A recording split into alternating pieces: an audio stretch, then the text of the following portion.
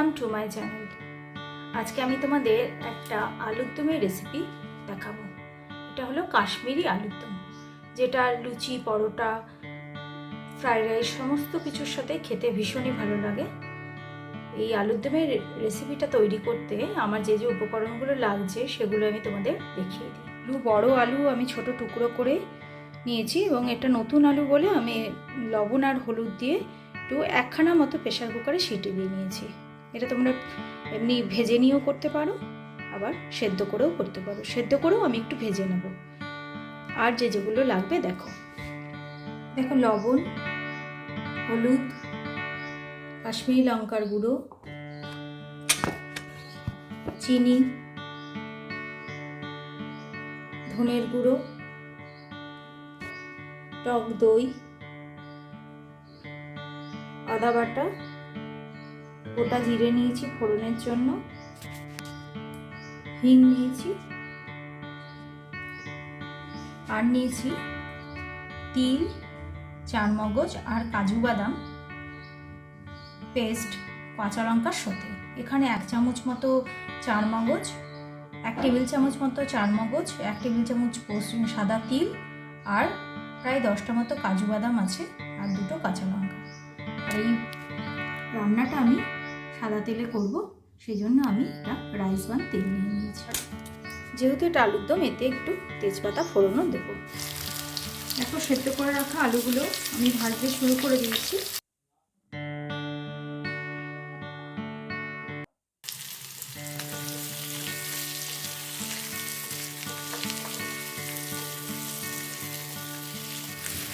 দেখো আলুগুলো আর বেশি ভাজার প্রয়োজন নেই, আর আমি আলুগুলো দিয়ে নিচ্ছি। এবার কড়াইয়ে আর একটু তেল দিলাম।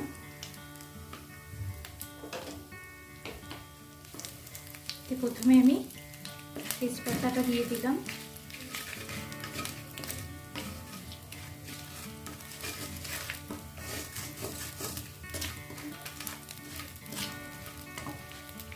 এবার একটু এটা গোটা জিরে দিলাম।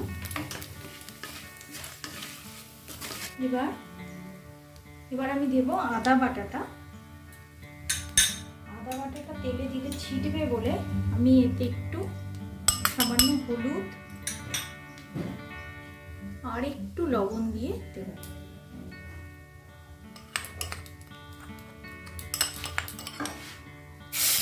আমি একটু সেদ্ধ করে রাখা জলটা সামান্য একটু দিয়ে দিলাম।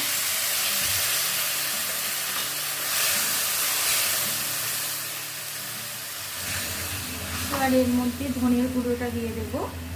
জলটা দিলাম কারণ ধনের গুঁড়োটা গুঁড়ো মশলা, সেটা পুড়ে যেতে পারে, সেই জন্য দিলাম।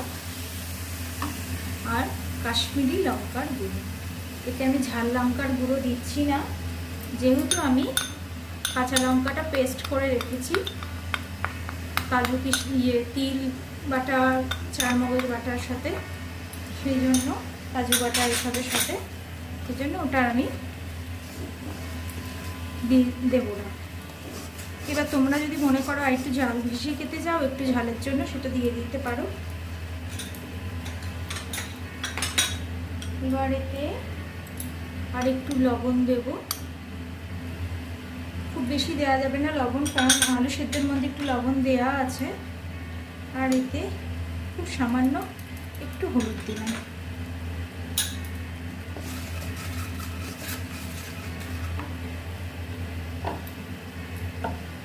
মশলার মধ্যে আমি আলু সেদ্ধ করে রাখা জল খানিকটা দিয়ে দেব।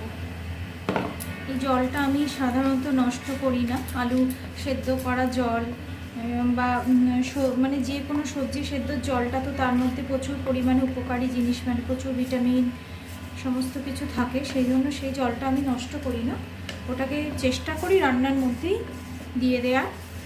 এবার এর মধ্যে আমি টক দইটা দিয়ে দেব।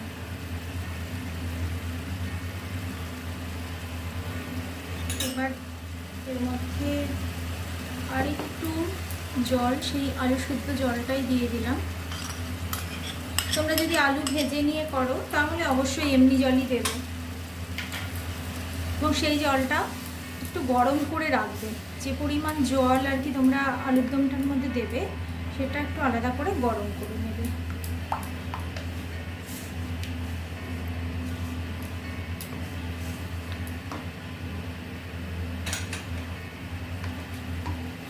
এবার দেখো এই যে হিংটা দেবো বলেছিলাম, খুব সামান্য হিং আমি এবার এতে দিয়ে দেবো।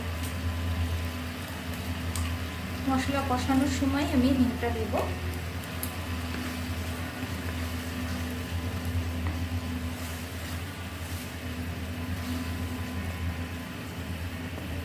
হিংটা আরও একটু দেওয়া যেতে পারে, আর একটু হিং আমি দিয়ে দেবো।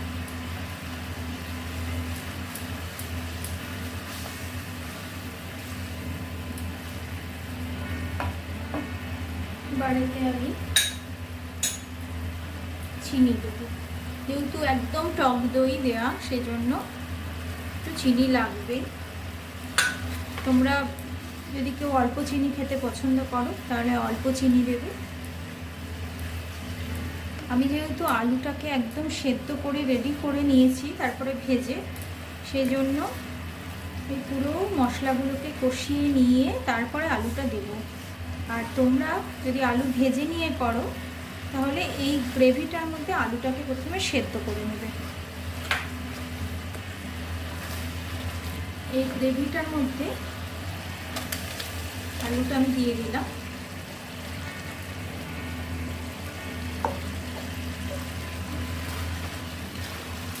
আমার যেহেতু আলুটা সেদ্ধ করা আছে সেজন্য খুব বেশি সেদ্ধ করার প্রয়োজন হবে না, আর এর মধ্যে শুধু টেস্ট ঢুকলেই হবে। এবার সেদ্ধ করে রাখা জল খানিকটা আমি এতে দিয়ে দেব, পুরো জলটাই আমি দিয়ে দেবো এতে।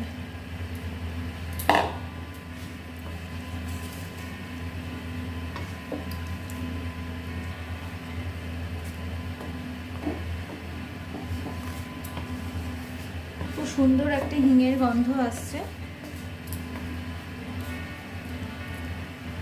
এবার এটা আমি একটু ঢাকা দিয়ে দেবো।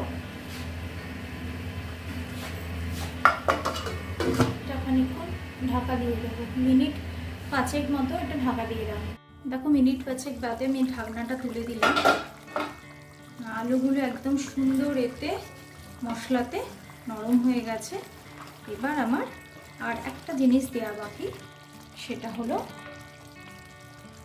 এই পেস্টটা, যেটা কাশ্মীরি আলুর দমের প্রধান উপাদান বলা যেতে পারে।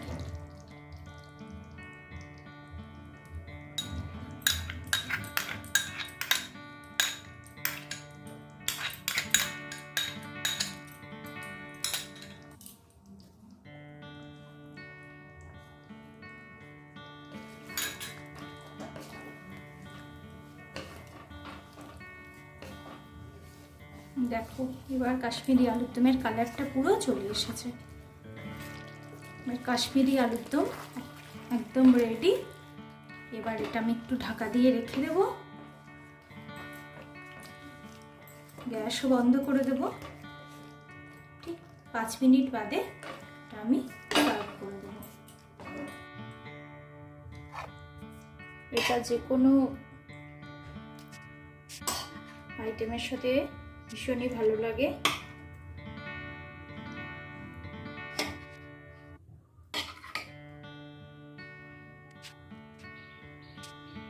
আমার এই কাশ্মীরি আলুর দমের রেসিপিটা তোমাদের যদি ভালো লাগে তো কমেন্ট বক্সে জানাবে, এবং আমার চ্যানেল লাইক, শেয়ার এবং অবশ্যই সাবস্ক্রাইব করো।